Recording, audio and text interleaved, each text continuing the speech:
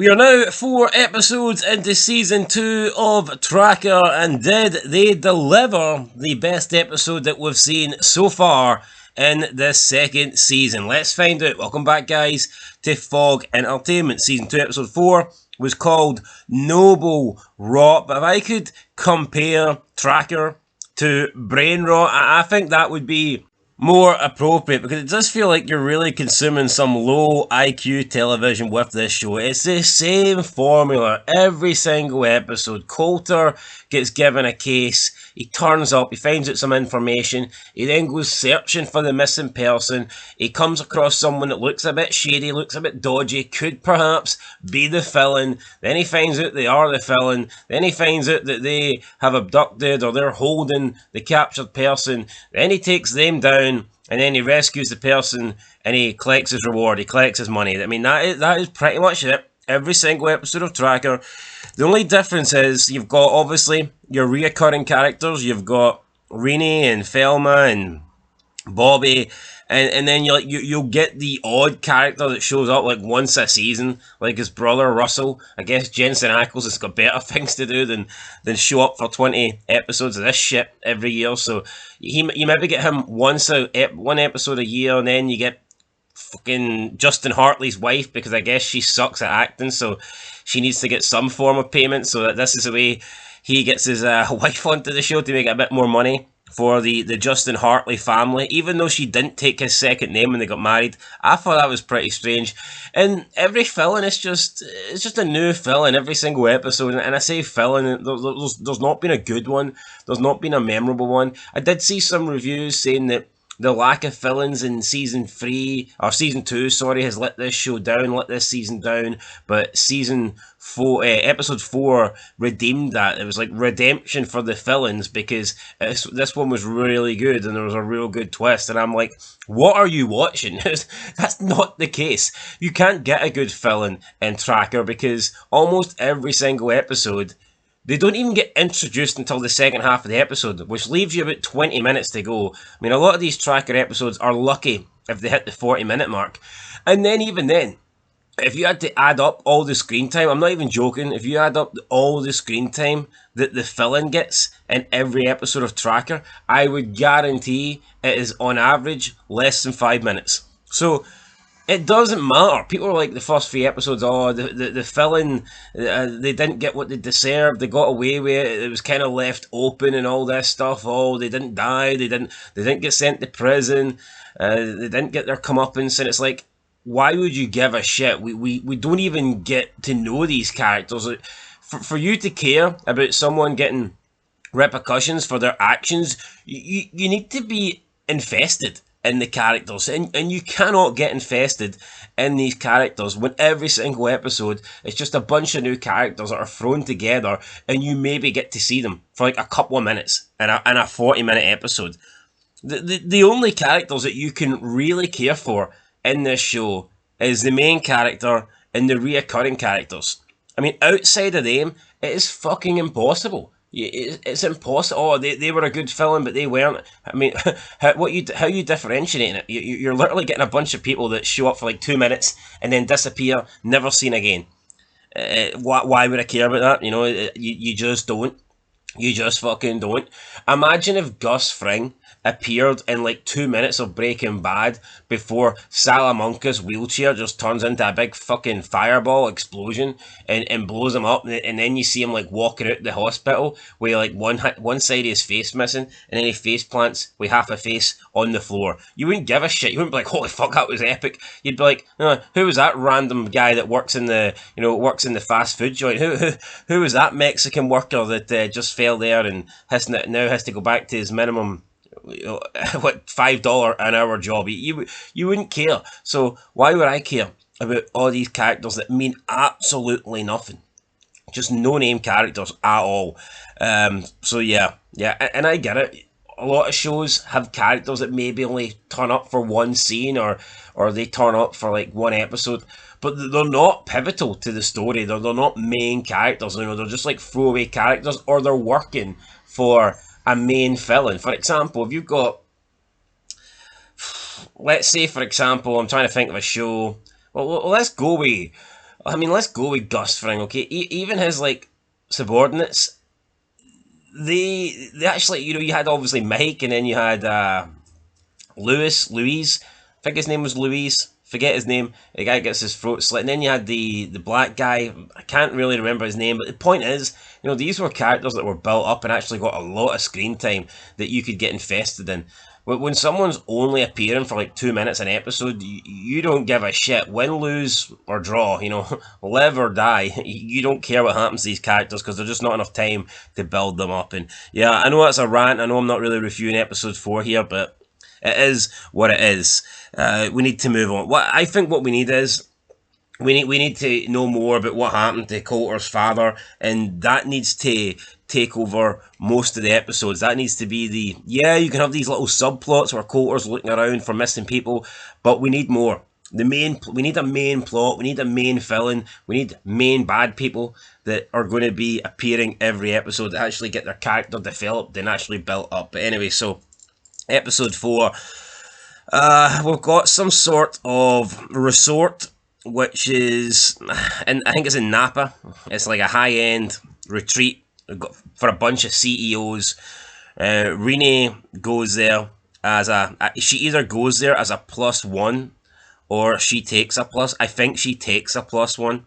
So not too sure what happened here. One of the important people, I guess one of the CEOs, goes missing, so she phones in Colter. Colter arrives.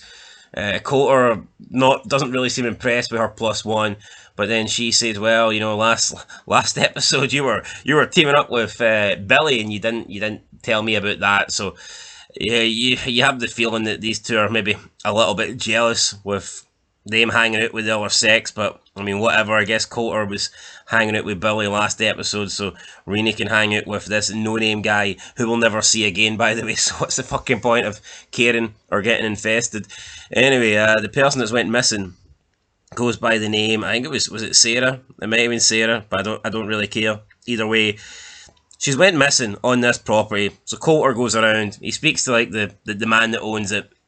Doesn't really give him much information. William Locke, I believe it was, his security guard, Peter Reynolds, he won't let Colter look at the security tape, so automatically Colter thinks that this guy is suspicious. This guy could be a criminal. But this guy's also black, so in Tracker, that means this guy can't be the villain, he can't be the bad guy, he must be good. And it turns out he actually is good. Then later on in the episode, he actually helps Colter take down the bad guy. We see that Colter goes to this like wine place, and there's barrels that have been moved, and he spots those barrels being moved. So he also found like a ditch where Sarah ran away. There was like blood on some branches and shit, and then he found a ditch that had body parts in it. He later then comes to the conclusion that this was all like construction workers that had died on the, I get migrant construction workers that had been like getting underpaid and not in the books, and they died on the job. So like the foreman, instead of coming clean, he just decided to like bury the bodies in barrels. So just some major bullshit here that we don't care about. Then for whatever reason, the foreman guy, Jesse Pardew, he attempts to kill Sarah. He's going to throw her in a wood chipper, but then Colter arrives at gunpoint, and also the security guy, Peter Reynolds, arrives. So he's like kind of, his ass is being covered, his front's being covered, his 12 is being covered, his 6 is being covered, and then his accomplice, Rona, turns up and shoots the guy, and then he like clutches his chest like he's taking a heart attack, and he falls into the wood chipper, and he just literally fucking dies, and blood and guts and all that shit spray everywhere. And that's pretty much it. Colter then goes to Peter Reynolds, the security guy. "Oh, I was wrong about you." And Peter's like, "That's alright, don't worry about it." And then they like kind of shake hands, and they go their separate ways. Reenie then turns up. Reenie turns up at the end. She gives Colter his payment for finding this woman, and she reveals that she took her payment in a different way. So she's got like some stocks or some shit. Doesn't matter because these stocks will never be brought up again. So it's just imaginary stocks. It has no fucking influence on this show. It's not like a good show where, like when it's not like when Walter White says he's going to buy the car wash, and then you never see, if Walter White's buying the car wash to launder his money, that we're going to get the car wash that's going to play a part. That's going to be a prominent feature going forward. These stocks that Reenie took as payment, we're never going to touch on that again, so it's fucking irrelevant. And then Colter says, your plus one's a lucky guy, and she says, oh, he knows. Then she walks off, and that is it. That is it. People talk about, oh, this episode was good because the villain died or whatever, and he got what he deserved. Well, what about his accomplice?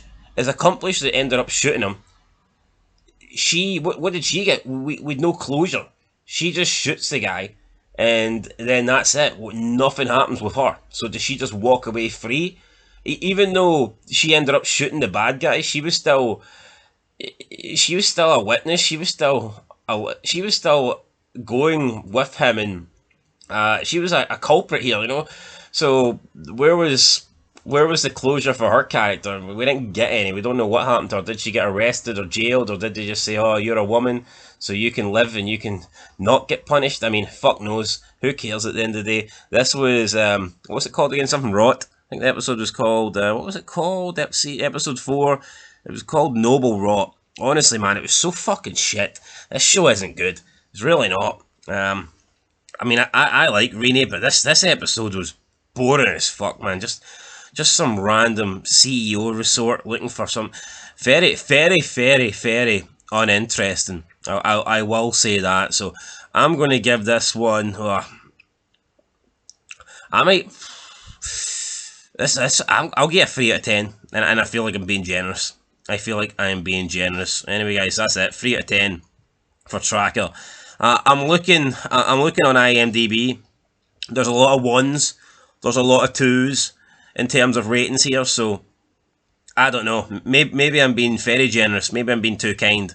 But I'm giving it a 3 out of 10. Let me know what you thought down below. Catch you in the next one. Trying to speed through these, needing to get caught up here for season 3. It's already out, and I've still got 16 more episodes of season 2 to get caught up on. So, I mean, yeah, this isn't looking good. I'm going to have to try and start watching Tracker at a rate of maybe 2 episodes a day. And I'm not liking that, so we'll see. It needs to pick up. It needs to get better. If we're not going to get anything interesting, then at least just give us Jensen Ackles back on a more prominent role and feature him more, because there's just not a lot happening with these other characters. I mean, last time we did get the guy that played Howard in Better Call Saul. I mean, that was a pretty cool cameo, but this episode had nothing. This episode had no interesting characters, no interesting actors or actresses, and just another bland story. Oh, Colter finds a missing person, and the bad guy falls into a wood chipper. Who gives a fuck? The bad guy literally got like 2 minutes of screen time. We didn't know who he was until like the last 10 minutes of the episode, and then he just holds this woman at gunpoint. So who cares if he got what he deserved? The character doesn't mean shit. Anyway, till next time, peace.